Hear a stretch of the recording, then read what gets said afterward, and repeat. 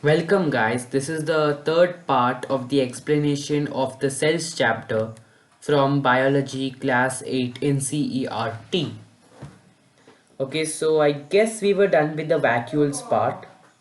Now we have to move on with plastids, another cell organelle that is present in a cell, mainly enclosed in the cytoplasm. So let's start. So they occur in most plant cells and are absent in animal cells. There are different kinds and types of given. Okay, so we got another difference over here. So plant cells, like they will mostly have these plastids, while animal cell may lack these. Okay, so in this chapter we will mainly learn about three kinds of plastids, that too in brief. Okay, we got the chromoplasts, we got the leucoplasts, and we got the chloroplasts. Alright, so let's start off with the most basic one, the chromoplast. Chromoplast is a plastid. Okay, remember that chromoplast is a plastid, that is a colored one but is not a green colored one. The green colored plastid is the chloroplast. Okay, and the chromoplast mainly gives colors to fruit and flowers. In a plant, the fruits and flowers get their color from the chromoplast, which is the colored plastid but not green. Next we have leucoplasts. The leucoplast is a colorless plastid. Okay, like we first saw chromoplast, which is any color but except green. Now we have leucoplast, which is a colorless plastid, but it stores food. Okay, just that's one function of it. Leucoplasts is a plastid that stores food. Next we have chloroplasts. Like first I told you guys about chromoplast, right? Like it does not store green color in it. It is not a green color pigment. It is of any other color but not green. Well, chloroplast is a green colored. Okay, it's green colored. It has a green color pigment in it known as chlorophyll. Getting any sort of feeling now? Chlorophyll, guys, like seriously, we use it for photosynthesis, right? Plants use it for photosynthesis. Chlorophyll, the green color pigment. Okay, let me just off my baby mode on. The green colored pigment of the plant, which helps it to photosynthesize, or the light processize. That's chlorophyll. So chloroplast contains the green color pigment known as chlorophyll, which is very essential for a cell as it provides a cell with green color so that it can photosynthesize, obviously. Now plastid and mitochondria have DNA apart from nucleus. In addition, there are endoplasmic reticulum, Golgi apparatus, ribosomes, lysosome, and then petroxisomes and centrosomes, about which you will study in further classes.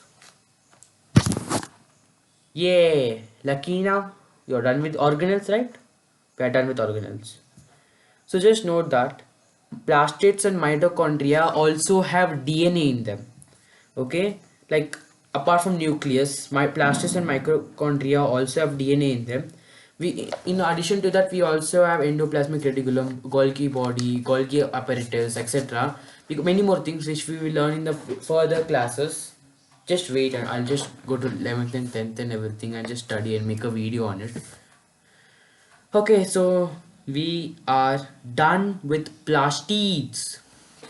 Now let's move on with the differences between plant cells and animal cells. Well, I have been highlighting this part for the past few, like 2 sessions, about the differences between the plant cell and an animal cell. Okay, so till now we discussed some things like the plant cell will have a cell wall while the animal cell will not have a cell wall. I told you guys about it.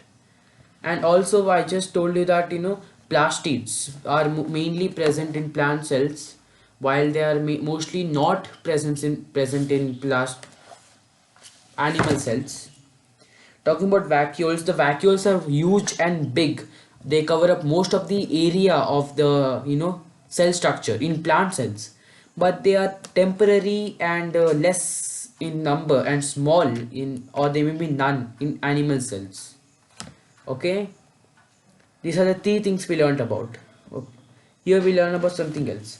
So first we have the cell wall. Obviously, I guess I told you about this guy, this thing, cell wall. It is obviously composed of cellulose. I told it in the first session or second session, I guess.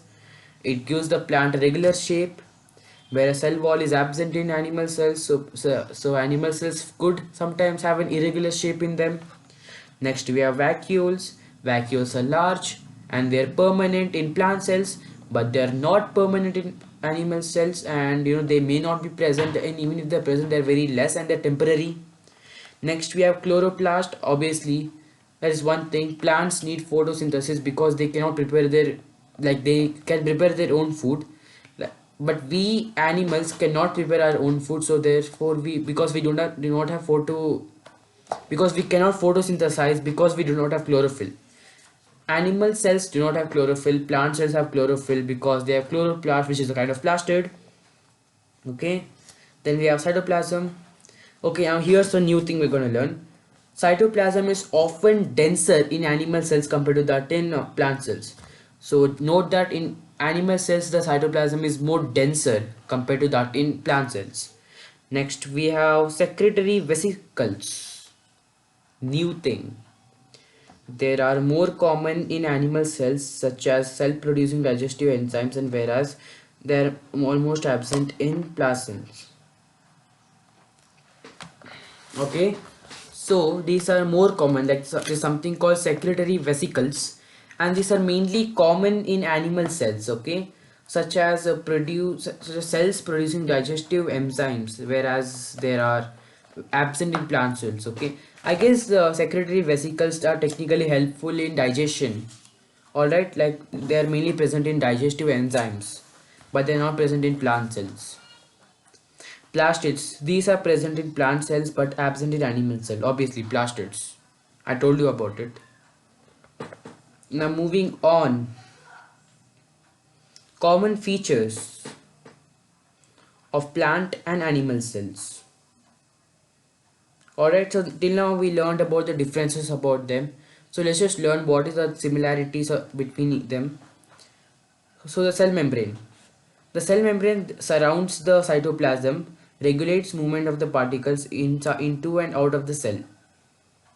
Okay, so see, both the plant cells and animal cells have a cell membrane, and cell membrane actually, like is it is like inside it there is the enclosed within it we have the cytoplasm, and this cell membrane regulates the movement of particles in and out of the cell.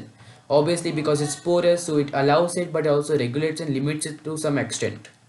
Then we have the cytoplasm. It is made up of water which has substances such as amino acids and sugar dissolved in it.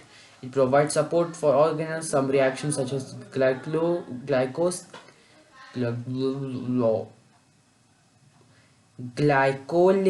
take place in the cytoplasm. Okay. See, before we learned before I told you about the basic of cytoplasm, that it contains salts, proteins and sugar.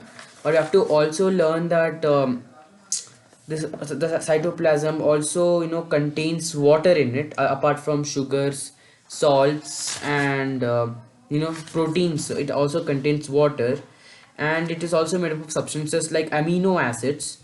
Okay, and it provides support for the organelles. Cytoplasm, as I told you, some reactions like glycolysis take place in cytoplasm. So there's some kind of reaction like glycolysis that takes place especially in the cytoplasm, and which is common in both the plant cell and animal cell.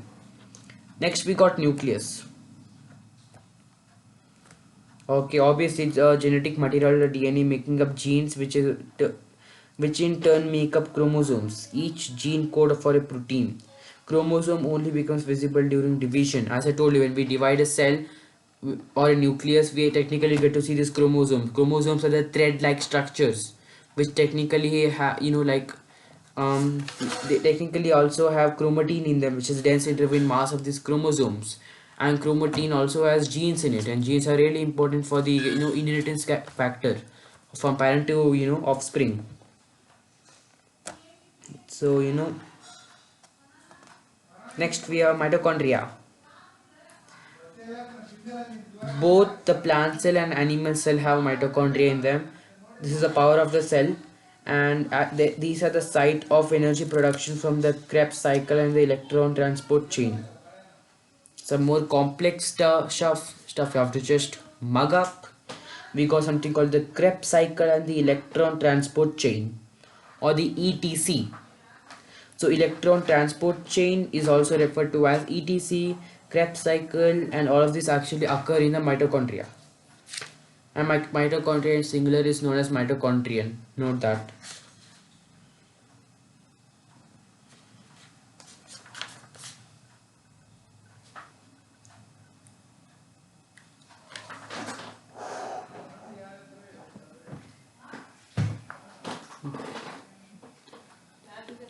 The chapter is officially over. Could you believe that? I sat for 50 minutes, almost 1 hour, and explained you guys this entire chapter. Oh my gosh, I just did that. Obviously, I can't be a good teacher, but I cannot be a nice teacher either. I do not feel proud of myself. I just get headache all the time. So, well, should I discuss the HOTS and the exemplar questions to you guys or something? I don't know. I guess I have to do it. I guess I have to do it. I guess have to do it. You know what? I guess they have given some answer orally in the middle. Some checkpoint questions in this book. I'm just gonna ask you guys about that. Okay, and the answers to this will come in the chat box. You know what? I'll forget it. I'll just answer it myself. Are cells living or non-living? Answer. Come on, answer. Are cells living or non-living? You should know about it. I told you. Shit, I don't know the answer. I don't know the answer. Shit. Where is it? Cells are living or not living? I guess they're living, right? They must be living.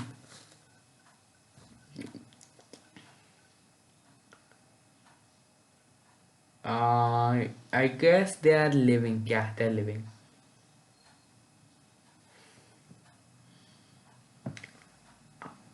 Shame on me. One cell performs all life activities in unicellular organism. So, geez, I'm so tired that I'm unable to even talk right now.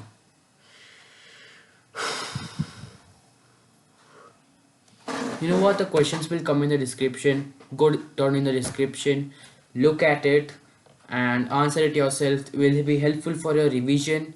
This may also be helpful for upcoming classes or something. I don't know. I'm just tired. This could be helpful for your exams if this chapter is coming for your exam or something. Yeah, I can't believe I did this chapter right now. I can't believe it. Okay, let's just keep it short. Let's just end the meeting. You guys also need to relax, right? Okay, so I'll just post some questions and some links to some very reliable websites in the description. You can go and check that out. Also, like this video, subscribe to my channel, and give your comment on how this video was. Okay, you can go comment down. You can also go down and click the red color icon button called subscribe. Just click on subscribe, and also I can just end a thumb. I can just yeah.